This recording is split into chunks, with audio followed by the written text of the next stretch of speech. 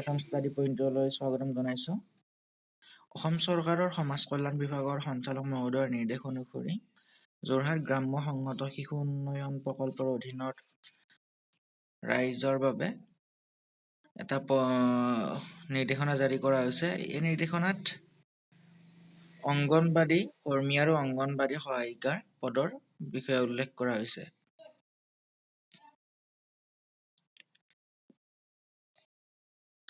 Total 9টা anganwadi কৰ্মী আৰু অংগনবাদী সহায়িকাৰ পদ খালী হৈছে। এই পদসমূহ আছে যোৰহাট জিলাত।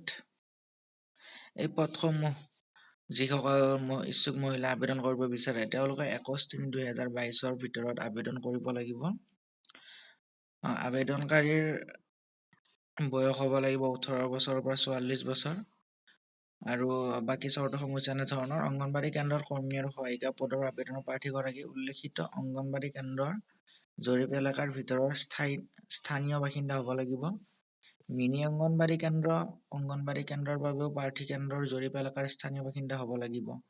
প্ৰাৰ্থীৰ বয়স হ'ব লাগিব 18 বছৰৰ পৰা 44 বছৰ আৰু বয়সৰ সীমাটো দিয়া হৈছে 1/1/2022।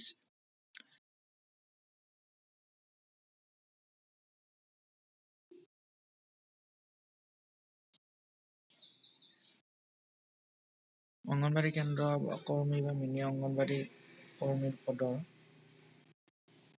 বাবে শিক্ষাগত অৰ্হতা কমেও উচ্চতৰ মাধ্যমিক পৰীক্ষাত উত্তীৰ্ণ হ'ব লাগিব আৰু অসম চৰকাৰৰ অধীনৰ অসম মাধ্যমিক শিক্ষা পৰিষদ বা অন্যান্য বোৰ্ড বা সংসদৰ দ্বাৰা স্বীকৃতিপ্ৰাপ্ত হ'ব লাগিব। যদি উক্ত এলেকাত উচ্চতৰ মাধ্যমিক পৰীক্ষাত উত্তীৰ্ণ প্ৰাৰ্থী নাথাকে তেন্তে মেট্ৰিক পাছত উত্তীৰ্ণ প্ৰাৰ্থীয়েও আবেদন কৰিব পাৰিব। অংগনবাদী সহায়িকা পদৰ বাবে HSLC পৰীক্ষা উত্তীৰ্ণ হ'ব লাগিব। যদি সেই এলেকাত HSLC অৰ্থাৎ মেট্ৰিক উত্তীৰ্ণ প্ৰাৰ্থী নাথাকে তেন্তে ক্লাছ 9 উত্তীৰ্ণ হ'লেও হ'ব। আৰু এনে ক্ষেত্ৰত শিক্ষাগত প্ৰমাণপত্ৰত স্কুল কৰ্তৃপক্ষৰ আৰু ইন্সপেক্টৰ অফ স্কুলৰ স্বাক্ষৰ থাকিব লাগিব।